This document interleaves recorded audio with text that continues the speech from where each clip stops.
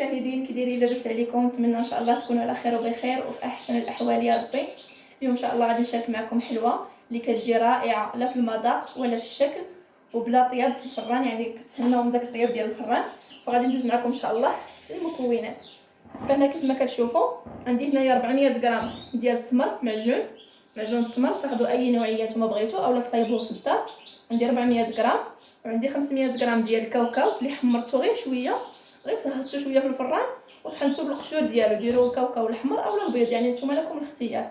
عندي 500 غرام ديال الكاوكاو اللي حمرته كيف ما قلت لكم غير شويه صافي، وطحنتو هكذايا كيف ما كتشوفوا. خليتو هكا شويه فيها هكا الحبيبات،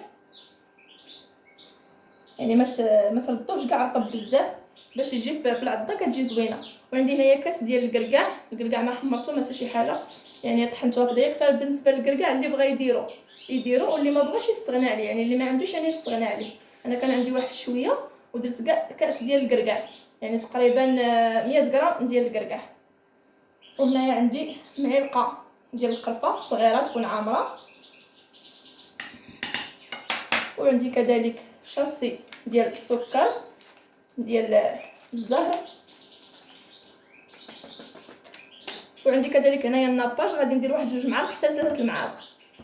وهنايا بالنسبه للزنجلان فغادي نخليه حتى الاخر حاجه، يعني حتى غادي نحرب الحلوه ديالي وغادي نبقى ندوزها في هذا الزنجلان. هذا الزنجلان راني حمرته شي شويه، ضروري انكم تحمروا لان الحلوه ما غاديش طيب. حمروه شويه باش كتجي في العضه كيجي مقرمل وزوين.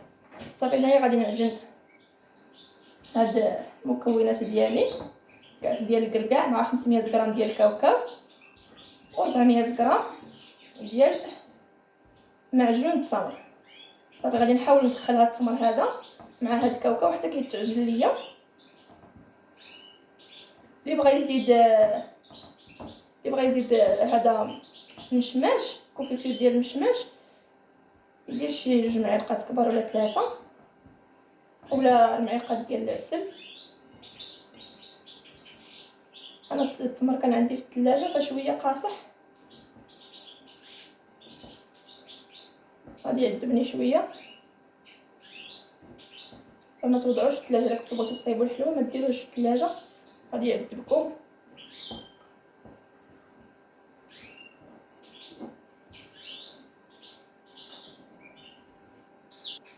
صافي هنايا انا حليت داك التمر كامل لان كان عندي بارد بزاف فعذبني شويه كيف ما كتشوفوا. هي بدات كتجمع ليا ولكن غير تبقى كتحرست ليا. ضروري اننا نزيدو شويه الكونفيتور اولا الناباج اولا العسل. انا غادي ندير هنايا 3 المعالق ديال الناباج، وغادي نبدا نجمع. ولا كان خاصني غادي نزيد واحد المعلقه ولا 2. انا هنا غادي نزيد باقي شويه ديال الناباج، غادي نضيف هكذايا 2 معالق يكونوا عامرين باش نجمع هادشي اللي باقي لي.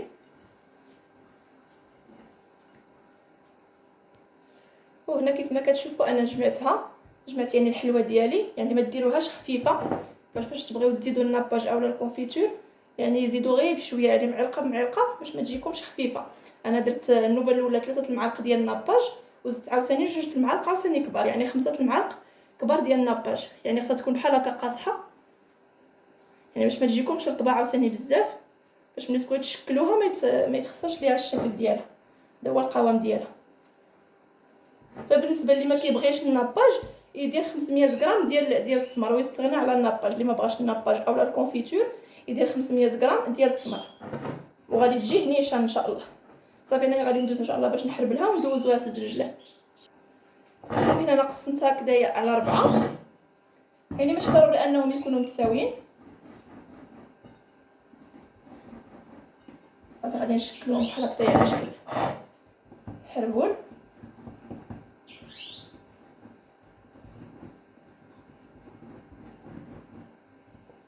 ما ديروا لا زيت لا حتى شي حاجه باش تبغيو تحربلوهم، ما ديروا لا زيت لا حتى شي حاجه، لان لكم الا درتو الزيت ما غاديش يلصق لكم الزنجلان. غتبقى هاد التعليكه هكا باش يلصق عليها الزنجلان.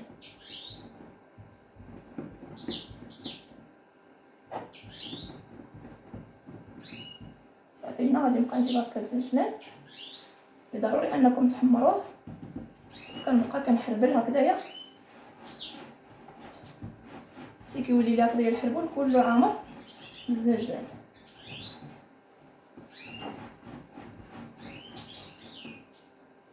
على هذا الشكل هكا.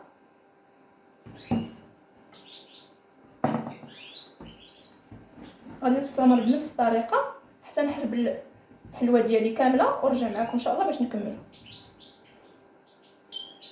صافي هنايا ملي كنحربلو هاد الحلوه ديالنا في الزنجلان، بالنسبه للزنجلان راه ما كتاخذش ليكم بزاف كما كتشوفوا، تقريبا واحد الكويس ديال الزنجلان كافيكم ولا كاس اللارب ديال الزنجلان كافي.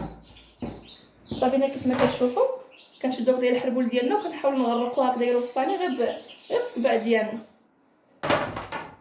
باش كنسميوها حلوه ديال الساقيه. غادي نعمرو داك الوسط نعمروه بالشكلاط صافي بحال هكذايا. كنشدو هكذايا غير الصبيع ديالنا وكنبقاو غاديين مع الوسط غاديين معاه نيشان حنا كنغرقو.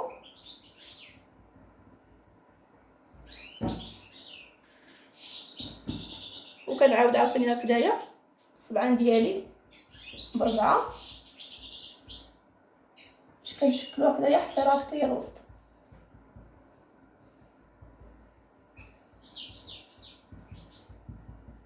باش تحربلو يعني الحلوه ديالكم يعني ما ديروهاش الحربول غليظ، ديروه شويه يكون متوسط باش ما تجيكمش الحلوه ديالكم كبيره عاوتاني بزاف، يعني تجي متوسطه.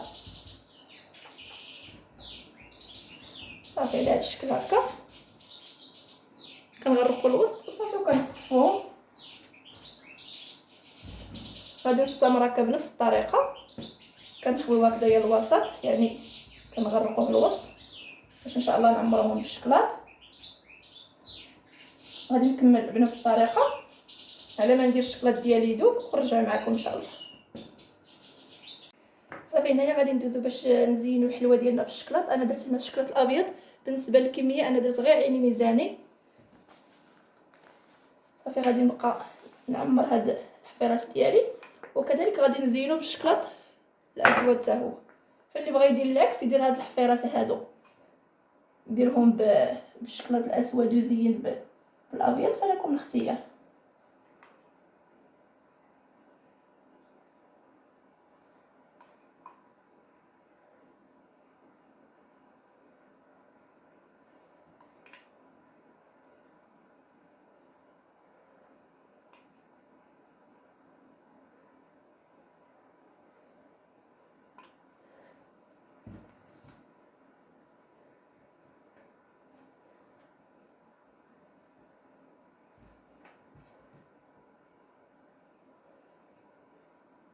على الشكلاط الابيض غادي نزيدو شويه ديال الزيت لان جاني شويه باقي قاصح.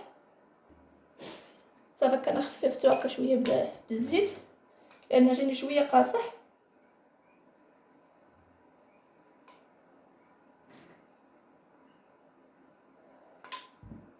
الا تهرق لكم هكا شي الشكلاط ضروري انكم تمسحوه قبل ما يجمد عليه باش ما كيتخسرش ليها الوجه ديالها.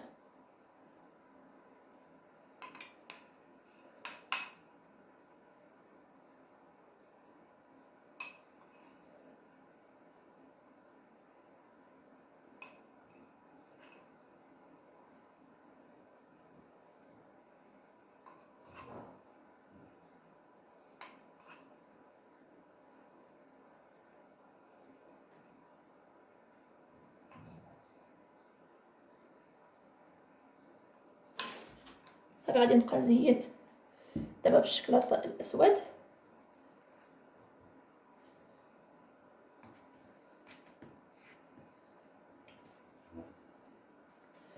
غنبقى ندير هكا خطوط كل شويه متباعدين.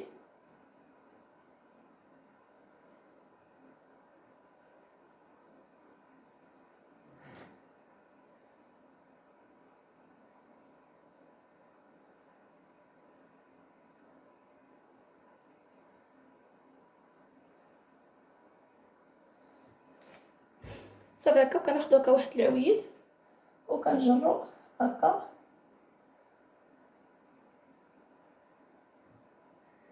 بهذا الشكل ونعاودو عاوتاني العكس على هذا الشكل هكا. غادي نستمر بنفس الطريقه اللي كنديروا هكا خطوط هكذايا اللي يكونوا شي شويه متباعدين، واحد الصبيع ما بيناتهم، باش كتجي ديك الزواقه كتجي باينه. نديروهمش متقاربين بزاف.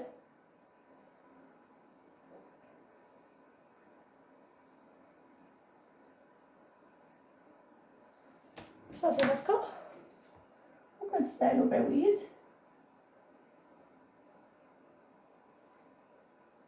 اولا بالراس ديال الموس، يعني غير ديك الحاشيه الصغيره. هذا هو الشكل ديالها. صافي غادي نكمل بنفس الطريقه ونديرهم في الثلاجه حتى كيجمد ليا الشكلاط، وندوزو ان شاء الله باش نقطعوه. صافي هنايا من بعد ما كيجمد لينا داك الشكلاط على الحلوه ديالنا، فكناخذوا شي سكين يكون شويه ماضي وكنقطعوها. فبالنسبه للتقطاع انا غادي نقطعها بشكل مائل، واللي بغى يقطعها بشكل مربعات اولا مستطيلات فلكم الاختيار. انا غادي نقطعها بهذا الشكل هكا كيف ما كتشوفوا في الصوره. ضروري ان الموس يكون شويه ماضي. انا ما قطعت معكم حتى لقطه يعني بالنسبه لهاد الحلوه هذه، فخليت معكم الفيديو كيف ما هو. انا جربت شويه غير في هذا التقطاع هذا لان شي حاجه اللي سهله. صافي غادي نستمر بنفس الطريقه حتى غادي نكمل الكميه كامله ديالي بالتقطاع، ونتلاقاو ان شاء الله. وهذا هو الشكل الاخير ديال الحلوه ديالنا اللي شاركت معكم اليوم، حلوه الساقيه اللي كتجي رائعه بالتمر وبكاوكاو. فبالنسبه للكاس ديال الكركاع اللي درت معكم، فاللي بغات تستغنى عليه يعني ما ديروش يعني ديروا غير كاوكاو والتمر، راه كتجي رائعه كتجي زوينه.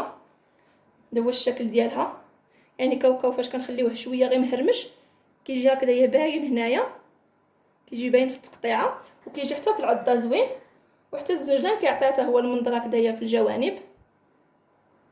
نتمنى ان شاء الله تنال الاعجاب ديالكم، غير جربوها. فبالنسبه للكميه اللي عطاتني تقريبا عطاتني كدا 50 حبه، هذا الشيء اللي قدامكم وهاد الكميه هذه حتى هي.